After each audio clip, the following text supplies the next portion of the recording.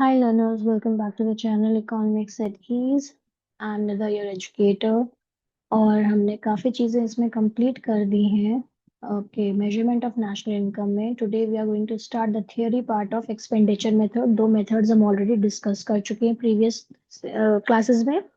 Okay, जिन्होंने मेरे videos previous नहीं देखे हैं, please go and just take a look on these videos, जिसमें हमने अलग अलग हर मेथड से नेशनल इनकम कैसे कैलकुलेट करते हैं वो बताया है. Value added method and income method and last is now expenditure method. Okay, so we are going to start today theory of that.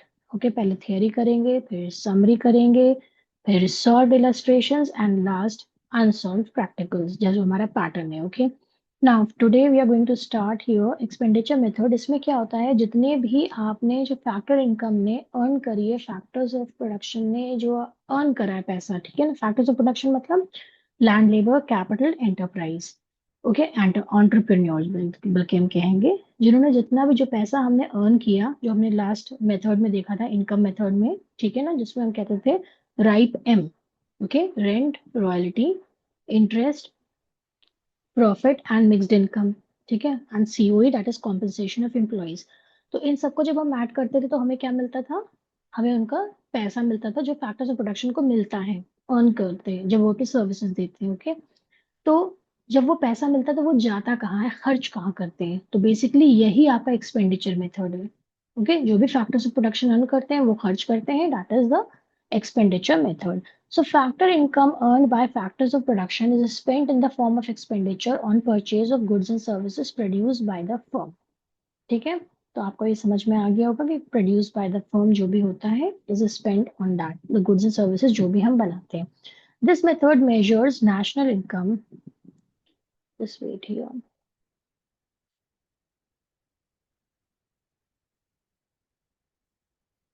Hmm. So basically factor in income earned by factors of production. Factors of production क्या हो गए आपके, land, labour, capital and entrepreneur. Okay, तो यही आपके basically क्या थे, factors of production थे. जो भी अर्न करते हैं वो हमने ऐड किया था इसमें इनकम मेथड में. दैट इज इनकम मेथड का फॉर्मूला क्या था, ये अभी अभी हमने जस्ट पढ़ा है, ट्राइप है. Rent, royalty, interest, profit and compensation of employees and mixed income. तो जो भी इनको मिला इन्होंने क्या किया, स्पेंड कर दिया, खर्च कर दिया इन the form of expenditure on purchase of, क्या खरीदा, purchase of goods and services produced by the firms. Got it? This method measures national income. अब जाहिर सी बात है, हमें मेजर क्या करना है, नेशनल इनकम ही हमें मेजर करना है.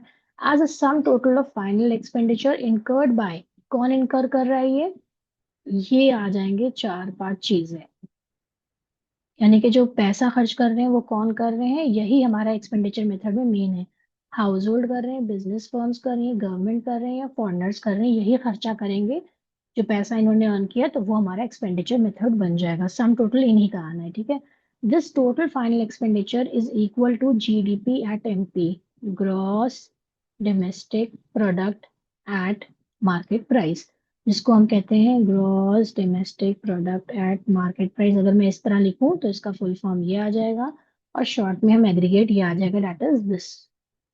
ओके, तो ये एग्रीगेट निकलता है कब, जब हम इन सबके खर्चों को, इन सबके एक्सपेंडिचर को ऐड कर देंगे. यानी कि हाउस होल्ड ने जो भी खर्चा किया, बिजनेस ने जो किया, गवर्नमेंट ने जो किया, या फॉरेनर्स ने कहाँ कहाँ पे यूज किया अपना खर्चा, जो पैसा कमाया था वो कहाँ पे खर्च किया है. ठीक है, जब उन सबके हम एक साथ एक्सपेंडिचर कर देंगे इनकम मेथड में, एक साथ फैक्टर्स ऑफ प्रोडक्शन की इनकम में हमने ऐड कर ली थी.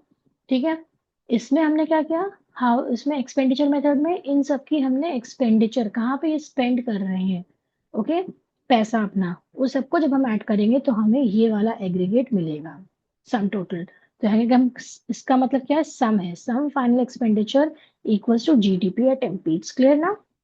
This method is also known as, अगर आपको एग्जाम में आ जाए, another alternative name, so you can just write income disposable method, यानी कि डिस्पोज हो रही है, खर्च कर रहे हैं, स्पेंड कर रहे हैं. कंजम्पशन एंड इन्वेस्टमेंट मेथड, यानी कि आप कंज्यूम भी कर रहे हैं और कहीं कहीं पे आप इन्वेस्टमेंट भी अभी करेंगे आगे जब आपको डिटेल में पढ़ाया जाएगा, राइट। आई थिंक ये आपको इसका मीनिंग समझ में आ गया होगा। तो कंपोनेंट्स ऑफ फाइनल एक्सपेंडिचर, पहला आपका है house hold, government, firms, and last is the foreign sector. Okay, तो ये आपके कंपोनेंट्स हो गए, house hold, government, firms and foreign sector. ठीक है, तो ये याद रहेगा आई होप इतना, चार इसके कंपोनेंट्स हैं। ठीक है, नाउ नेक्स्ट हम क्या कर सकते हैं इसमें, आगे देखते हैं आगे क्या बताया गया। Just let me erase all these things।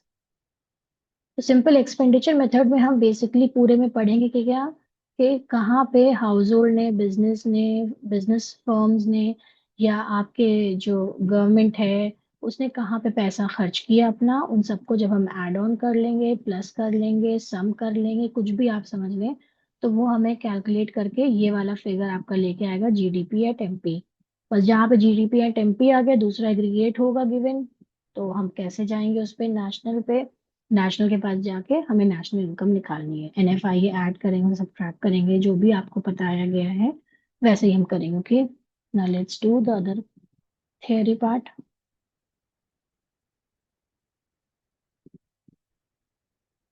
Zoom क्यों नहीं हो रहा है?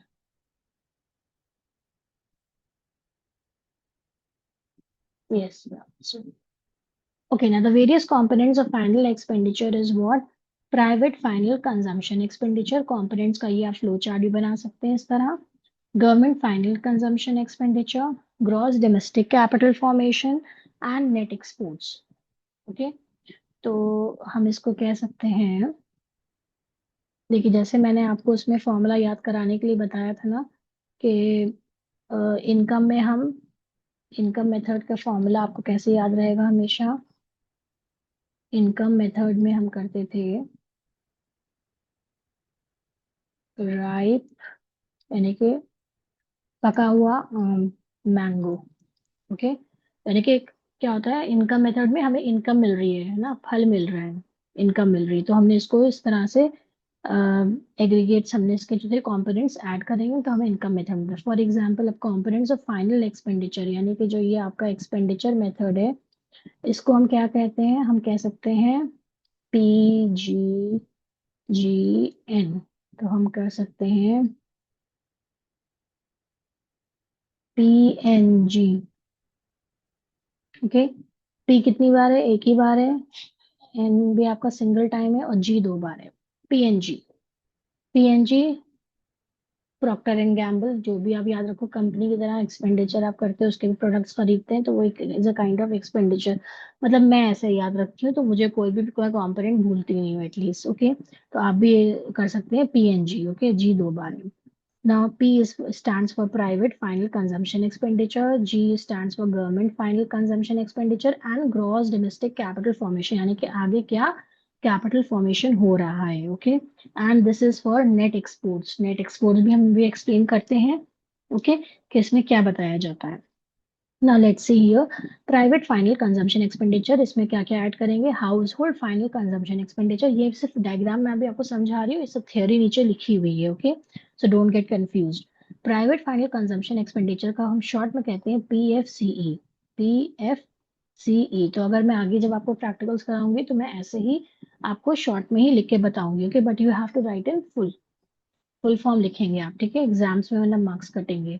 गवर्नमेंट फाइनल कंजम्पशन एक्सपेंडिचर, इसका भी GFCE, GDCF, gross domestic capital formation. Okay, so and net exports को NE बोल देते हैं, ठीक है, और इसका इन सबको जब हम ऐड करेंगे तो हमें क्या मिलेगा, aggregate GDP at MP। Got it. तो अब हम करते हैं प्राइवेट फाइनल कंजम्पशन एक्सपेंडिचर में कौन सी चीजें ऐड करेंगे, अगर हाउस होल्ड ने करा है फाइनल कंजम्पशन एक्सपेंडिचर, या प्राइवेट नॉन प्रॉफिट इंस्टीट्यूशंस, ठीक है, प्राइवेट है, नॉन प्रॉफिट, इनको प्रॉफिट नहीं बनाना है। Okay, serving household final consumption expenditure, यानी कि हाउस होल्ड को सर्व कर रही है वो, मतलब एक तो ये हो गया हुआ household final consumption expenditure आ जाएगा जो हाउस होल्ड कर रहा है, एक हो जाएगा प्राइवेट नॉन प्रॉफिट इंस्टीट्यूशंस। अब गवर्नमेंट में जो गवर्नमेंट है कर रहा है, हमें लॉ एंड ऑर्डर दे रहा है, या हमारी सड़कें बनवा रहा है, या हॉस्पिटल्स या पब्लिक के लिए कुछ कर रहा है, तो that comes in the government final consumption expenditure. तो इसमें और कुछ नहीं है, एग्जाम्पल्स खाली आएंगे। ग्रॉस डोमेस्टिक कैपिटल फॉर्मेशन, जहाँ पे कैपिटल फॉर्मेशन हो रही है इसका मतलब है वहां पे क्या हो रहा होगा आपका, कहीं ना कहीं तरह का कुछ इन्वेस्टमेंट होता है, ठीक है। तो इसमें लिख के आएगा, यही सब इसी तरह लिख के आएगा, डोंट गेट कंफ्यूज, कोई डरने की इसमें जरूरत नहीं है, ऐसे ही चीजें लिखी होंगी जो आपके यहाँ पे लिखी हुई है फॉर्मूला में, ठीक है। यही वर्ड्स ज्यादातर हेर फेर करके आपको बताए जाएंगे। Excuse me. Gross fixed capital formation, या तो ये वर्ड दे दिया होगा, ठीक है। आपका जब सम कराएंगे सब क्लियर हो जाएगा उसमें। ग्रॉस फिक्स्ड कैपिटल फॉर्मेशन दो तरह के होगा, अगर उसमें नेट फिक्स्ड कैपिटल फॉर्मेशन दिया है और डेप्रिसिएशन दिया है, तो जब हम इन दोनों को ऐड करेंगे तो we will get the figure that is gross fixed capital formation, ठीक है। अगर उन्होंने बोला कि हाँ इन्वेंट्री इन्वेस्टमेंट भी दिया गया होगा, ठीक है। इन्वेंट्री इन्वेस्टमेंट में इन्वेस्टमेंट क्या है अभी हम डिटेल में आगे पढ़ेंगे ना। नेट एक्सपोर्ट्स का मतलब, नेट का मतलब क्या होता है, डिफरेंस बिटवीन द टू, ठीक है ना। जैसे हम नेट निकालते थे उसमें आपके, तो नेट भी आपका यहीं पे ऐसे ही आएगा, ठीक है। Difference between the two, that is exports minus imports. अब ये प्लस में भी हो सकता है माइनस में भी हो सकता है, अगर आपके इंपोर्ट्स कम है और एक्सपोर्ट ज्यादा है तो ये प्लस का आ जाएगा, positive, okay, positive balance of आ जाएगा ट्रेड। और अगर आपका जो है इंपोर्ट्स ज्यादा है, आपने खरीदारी ज्यादा करी और आपने बेचे कम है, तो ये माइनस में आ जाएगा, that is the negative, okay. Positive और नेगेटिव दोनों जा सकता है। और जीडीपी एट एमपी, जब इन सबको हम कंबाइन कर लें, यानी कि पीएनजी, जिसमें जी जो है दो बार आएगा, पीएनजी को जब हम कर देंगे ऐड, तो सम उसका जो आएगा आंसर आएगा वो होगा जीडीपी एट एमपी। ये वाला एग्रीगेट सबसे पहले हमें निकालना होगा, ओके, ठीक है। वैल्यू एडेड मेथड में हमें क्या करना था, value of output minus intermediate consumption था, तो उससे भी हमें निकलता था, ठीक है ना। GB at M I F C आता था, ओके। और इसमें क्या था आपका, दैट इज इनकम मेथड में हमें मिलता था ये आपका एनडीपी एट एफ सी निकालते थे, ओके। जीडीपी एट एमपी उसमें निकलता था फर्स्ट वाले में, वैल्यू एडेड में। सेकंड वाले में हमें इनकम मेथड में ये मिलता है एग्रीगेट हमेशा, ओके। और आपका लास्ट जो ये थर्ड है एक्सपेंडिचर मेथड, तो हमेशा हमें पहले ये निकालना होगा। ये एग्रीगेट जब निकाल लेंगे हम, तो दूसरे चीजों पे जो भी पूछा गया क्वेश्चन में वो हमें जाना पड़ेगा उस पे, okay. Now let's see private final consumption expenditure में क्या बताया गया, पीएफसीई शॉर्ट में इसका बताया जाता है। It refers to the expenditure incurred by household and private non-profit institutions serving households on all types of consumer goods। जितने भी कंज्यूमर गुड्स हैं उन पे जो वो खर्चा करेंगे वो सब इसमें आएगा, एक्सेप्ट द हाउसेस। हाउसेस को इग्नोर कर देंगे, इसमें आ जाएंगे फिर semi durable goods and durable goods and non durable goods and services, okay.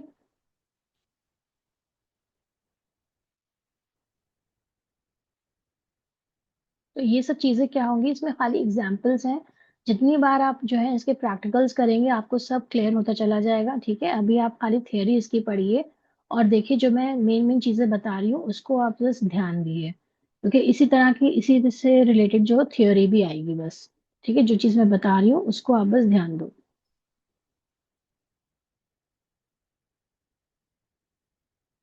So private final consumption expenditure मैंने आपको बताया था, that is except the houses. PFCE household final consumption expenditure plus उसका private non profit profit institution serving household final consumption, देखिए जो ऊपर mention था वही चीज इन्होंने यहाँ पे लिख दी है। It includes expenditure incurred by normal residents, okay. जो नॉर्मल रेजिडेंट्स हैं वो सब हम प्रीवियस चैप्टर में पढ़ चुके हैं। तो जो भी वो एक्सपेंडिचर करते हैं, whether they are in domestic territory और अब्रॉड, चाहे वो यहाँ रह रहे हो अपनी कंट्री में और चाहे वो बाहर रह रहे हो, लेकिन अगर वो एक्सपेंडिचर कर रहे हैं तो वो हम उसमें ऐड करेंगे। So any expenditure incurred by residents during their foreign tour travel will be added, okay. तो अगर वो बाहर कहीं घूमने गए हैं, फॉरेन ट्रिप पे गए हैं, ट्रैवल करने गए हैं, तो वो भी एक्सपेंडिचर हम इसमें ऐड कर देंगे। How ever any expenditure incurred bye non residents, जो नॉन रेजिडेंट्स हैं अगर वो करेंगे तो वो हम ऐड नहीं करेंगे, will be deducted from PFCE, okay. The expenditure incurred on purchase or construction of owner occupied houses is treated as a capital formation। अब देखो, जो एक्सपेंडिचर इनकर करेगा construction of owner occupied houses, owner रह रहा है ना उसमें, तो ये क्या होगा, आपका कैपिटल फॉर्मेशन है, ठीक है। रह रहे हैं वहां पे, उस पे कर रहे हैं, तो included under gross residential construction investment, तो उसके अंडर हेडिंग में ये ऐड होगा, and not as durable consumption. Other costly consumer durables like cars, air conditioners, washing machine, etc. are included under PFCE. तो PFC में बस सिंपली हमें ये याद रखना है कि जितना भी वो एक्सपेंडिचर इनकर करते हैं, जो आपके नॉर्मल आपके एक्सपेंडिचर इनकर करते हैं residents during their foreign tour, okay, और नॉर्मल रेजिडेंट्स करते हैं, तो वो सब हमारा इसमें ऐड होगा।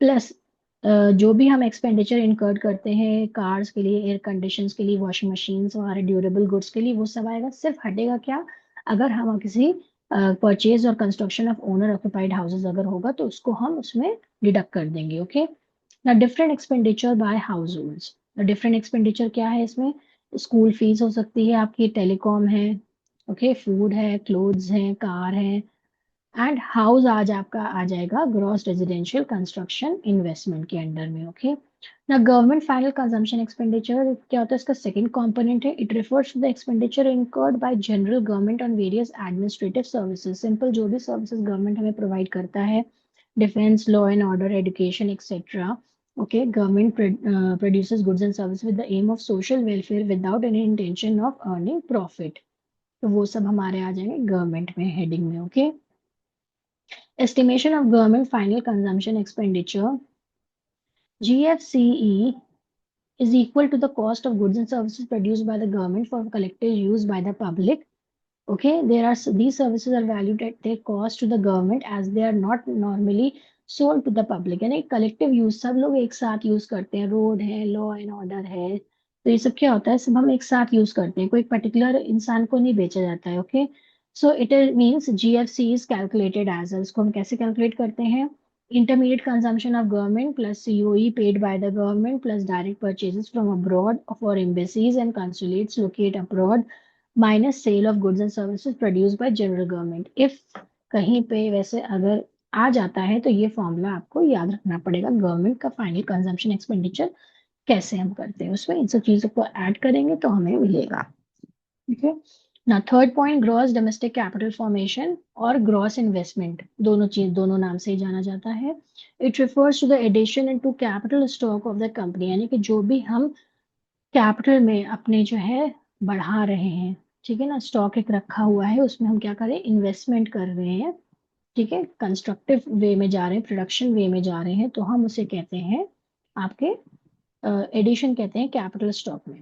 Okay, it represents the expenditure incurred on acquiring goods for investment, यानी कि गुड्स हम जो हमने एक्सपेंडिचर किया वो किस लिए किया, ताकि हम इन्वेस्टमेंट को बढ़ा पाए। Okay, by the production units located within the domestic territory, these there are two components, और इसमें क्या है, gross fixed capital formation, या तो दिया होगा, इसी नाम से दिया जाता है। it refers to the expenditure incurred on purchase of fixed asset, यानी कि हमने कोई अगर फिक्स्ड एसेट ले लिया, प्लांट मशीनरी वगैरह इस तरह की चीजें कोई ले ली, तो क्या होगा, अल्टीमेटली आगे वो हमारा इन्वेस्टमेंट के तौर पे यूज होगा, हमारा प्रोडक्टिविटी इंप्रूव करेगा, है ना, कंट्री की इनकम को, नेशनल इनकम को बढ़ाएगा, राइट, तो इसे हम कहते हैं इन्वेस्टमेंट। ओके, तो अगर हमने क्या किया कि प्लांट मशीनरी ले ली, फिक्स्ड इन्वेस्टमेंट ले लिया, फिक्स्ड में कर दिया है, तो वो इसमें ऐड हो जाएगा। Gross residential construction investment, it includes expenditure on purchase और construction of new houses by the household, उसको भी हम ऐड करेंगे GDCF में। ओके, ये ग्रॉस पब्लिक इन्वेस्टमेंट हुआ, for example construction of flyovers, तो ये 2-4 दिन के लिए तो होते नहीं है, ये आपके लॉन्ग टर्म के लिए यूज होते हैं। ओके, और इनका बेनिफिट भी काफी टाइम तक आपको मिलता है। Okay, so these are basically capital formation में ये सब चीजें आ जाएंगी, यानी कि प्लांट मशीनरी आ गया, या आपका कंस्ट्रक्शन ऑफ न्यू हाउसेज आ गया, and construction of flyovers, roads, bridges etcetera by the government. It must be noted that net purchases of fixed assets, both new and old, from abroad is a part of fixed capital formation as it's add to the existing stock of capital in the domestic economy। ठीक है, तो net purchase अगर हमें दिया होगा fixed capital का, चाहे वो नया हो चाहे पुराना हो, फ्रॉम अब्रॉड, बाहर से आया है, it is a part of fixed capital formation, ताकि वो एग्जिस्टिंग स्टॉक में खाली बढ़ावा दे रहा है इन द डोमेस्टिक इकोनॉमी ना। इन्वेंट्री इन्वेस्टमेंट का बेसिकली क्या होता है, inventory investment is change in stock. ठीक है, चेंज इन स्टॉक कैसे निकाल रहे थे, जो प्रीवियसली जैसे हम निकाल रहे थे चेंज इन स्टॉक, वैसे ही है। Okay, that is closing stock minus opening stock. It refers to the physical change in the stock of raw materials, semi-finished goods and finished goods lying with the producers। तो यानी जो भी आपका सामान बचा हुआ है या चेंज उसमें आया है रॉ मटेरियल में या सेमी फिनिश्ड गुड्स में या फिनिश गुड्स में, ओके, तो वही आपका जो है चेंज इन स्टॉक हो। It is included as an investment item because it represents the goods produce but not use for current consumption. यानी कि इन्वेस्टमेंट क्यों हम इसको यूज करते हैं, अगर आ सकता है ये question, because it is included as an investment item. It represents the good produced. Goods तो प्रोड्यूस हुए हैं लेकिन उनको क्या किया गया है, अभी तक यूज नहीं किया गया, वो बच गए हैं करंट कंजम्पशन, लेकिन हम उसको फेंक थोड़ी ना देंगे, प्रोडक्शन तो हो ही चुका है ना, तो वो आपका रजिस्टर्ड हो जाएगा कि that is now it is in the form of production. Okay, it is calculated as a difference between the closing and the opening stock of the year. वही जो मैंने बताया था सिंपल इन्वेंट्री इन्वेस्टमेंट को या चेंज इन स्टॉक को CIS, और change in inventory को, या ये कह सकते हैं formula is closing stock minus opening stock, वही सेम चीज है। Inventory is a stock concept as it is related to a point of time, ठीक है, while change in inventory is a flow concept as it is measured over a period of time. Now fixed investment versus inventory investment, दोनों की difference क्या है? Fixed investment refers to addition to the stock of fixed assets in the hands of producers during an accounting year. तो fixed investment आपका क्या हो गया, ये आ जाएगा, right? And inventory investment क्या होता है? Addition to the stock of inventory with the producers during an accounting year. Okay, तो इन्वेस्टमेंट जब हम फिक्स्ड एसेट्स में करते हैं तो हमारा वो हो जाता है फिक्स्ड इन्वेस्टमेंट। अब जब हम इन्वेंट्री में करते हैं तो हमारा वो हो जाता है आपका inventory investment. Okay, it means GDCF, gross domestic capital formation, can be, दोनों तरह से निकाल सकते हैं। GFCF फिक्स्ड कैपिटल फॉर्मेशन में प्लस करेंगे इन्वेंट्री इन्वेस्टमेंट, या हम कहें GDCF is equal to gross business fixed investment, residential वाला इन्वेस्टमेंट, पब्लिक इन्वेस्टमेंट और इन्वेंट्री इन्वेस्टमेंट एक साथ सब चीजें। ओके, तो ये जब आप क्वेश्चन करेंगे तो ये सब चीजें दी होंगी, तो उसको हम ऐड करने के बाद धीरे धीरे यूज टू हो जाएंगे। Okay, so don't get afraid. It is important to understand that purchase of shares and debentures, either old or new, is not included in investment. देखिए, हमेशा हमने बताया है कि जो भी आपका purchase of shares and debentures होता है वो नेशनल इनकम में नहीं आता है, क्योंकि बिकॉज इट इज ऑलरेडी, वो पहले से ही एक बार अकाउंटिंग पीरियड में, जिस पीरियड में वो हुआ होगा उनका अकाउंटिंग ईयर होगा, उसमें वो रजिस्टर्ड हो चुके हैं ऑलरेडी, ठीक है, तो उसको डबल काउंटिंग हम नहीं कर सकते। For example, if I purchase 500 shares of Reliance industries, it may be an investment from my point of view, ये मेरे पॉइंट ऑफ व्यू के लिए, लेकिन बट फॉर द इकोनॉमी, यहाँ पे हम एक इकोनॉमी का पढ़ रहे हैं, हम माइक्रो लेवल पे स्टडी नहीं कर रहे हैं, हम मैक्रो लेवल पे कर रहे हैं। तो हमें क्या करना है, इस चीज को इग्नोर करना है, because it is simply a transfer of purchasing power, सिर्फ नाम का चेंज आया, किसी और ने शेयर पहले खरीदा था, अब वो मैंने खरीद लिया है, तो इसलिए हम क्या करेंगे, इसको इसमें नहीं इंक्लूड करेंगे इन while calculating national income, and not an investment. Okay, so it will not be treated as an investment, that is purchase of shares and debentures. Now next here, इसमें क्या बता रहे हैं, ग्रॉस डोमेस्टिक कैपिटल फॉर्मेशन और gross investment, इसको अब इन्होंने क्या करा है, एक फ्लो चार्ट के थ्रू आपको समझा दिया है, जो हमने अभी पीछे थियरी में पढ़ा था। Gross fixed capital formation is gross business fixed investment and gross residential construction investment and gross public investment. Okay, यहीं पे चेंज इन स्टॉक क्या होगा, closing stock minus opening stock, जो मैंने आपको पहले बताया था वही सेम चीज यहाँ पे उन्होंने लिख के बता दी। सब important points about GDCF. An increase in the stock of consumer goods with the household is excluded from inventory investment as it is assumed that such goods are consumed the moment they are purchased. ठीक है, तो increase जब consumer goods होते हैं तो वो क्या करते हैं, फौरन ही कंज्यूम कर लेते हैं, लिए जाते हैं, तो इसलिए हम उसको इंक्लूड नहीं करते हैं। ओके, एक्सक्लूडेड करते हैं इन्वेंट्री इन्वेस्टमेंट से। Purchase of share and debentures हमने आपको पहले बता दिया है, ट्रांसफर ऑफ सिर्फ परचेजिंग पावर है, एक आदमी के नाम से दूसरे नाम पे वो ट्रांसफर हो गया है, तो इसलिए हम उसको ऐड नहीं करेंगे। ठीक है, while calculating the national income.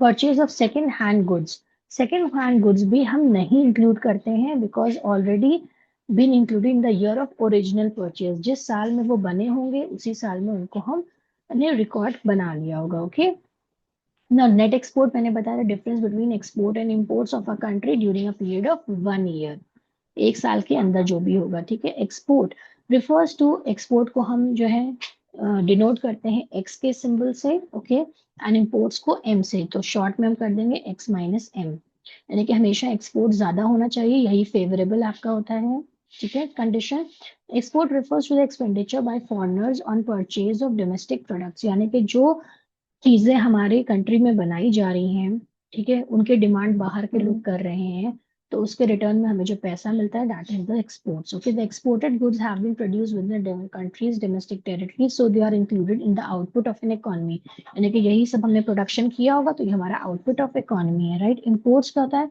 Imports उसका जस्ट ऑपोजिट होता है कि जब हम बाहर से सामान खरीद लेते हैं तो उससे हम कहते हैं इम्पोर्ट्स, यानी कि अपनी कंट्री का नहीं बनाया हुआ बल्कि हम फॉरेन कंट्री का खरीद रहे हैं।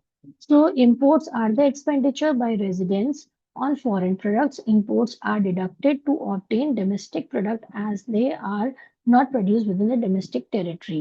ओके, तो imports को हम माइनस कर देंगे और exports को हम ऐड कर देंगे और दोनों के डिफरेंस को हम कहते हैं net exports. Instead of treating exports and imports separately, the difference between the two is taken and is termed as the net exports. Okay, दोनों के डिफरेंस को हम कहते हैं नेट एक्सपोर्ट, वही जो मैंने बताया। Now we will continue the following cases we will discuss in the next class. Hopefully आपको ये समझ में आया होगा, जिस तरह और भी हमने बाकी चीजें करी थी उसी तरह आपको ये भी मैंने समझाने की कोशिश करी है। एंड आई होप आपको ये थियरी वैसे ही समझ में आ जाएगी जैसे ही हम प्रैक्टिकल से स्टार्ट करेंगे, ठीक है। तो थोड़ा बहुत अभी समझाया उसको आप खाली याद कर ली कि मेन 4 कंपोनेंट्स क्या होते हैं, पीएनजी होता है, ठीक है, कैसे क्या क्या चीजें उसमें ऐड होती हैं, क्या चीजें नहीं ऐड होती है। अभी तक शेयर्स डिबेंचर्स आपने सब में पढ़ा है कि ऐड नहीं होता है because it's merely a transfer of purchasing power. Okay, then second hand goods भी हम तीनों मेथड्स में ऐड नहीं करते, तो कुछ कुछ चीजें कॉमन भी हैं। चेंज इन आपका जो चेंज इन स्टॉक है या इन्वेंट्री है वो हमेशा आपका closing stock minus opening stock से ही निकलेगा। नेट एक्सपोर्ट्स का मतलब ही यही होता है, एक्सपोर्ट माइनस इम्पोर्ट्स। ओके, तो with the help of these formulas you can easily calculate the national income in expenditure method. Okay, by expenditure method आप इसमें calculate कर सकते हैं। So I hope ये समझ में आया होगा आपके। Okay, and again in the next class हम और इसकी थियरी पढ़ेंगे, उसमें क्या क्या चीजें ऐड होंगी, सब्ट्रैक्ट होंगी और कैसे निकाला जा सकता है आपका एक्सपेंडिचर मेथड के through national income. We will discuss that. Okay, so with this we come to the end here. Thank you so much. Have a nice day.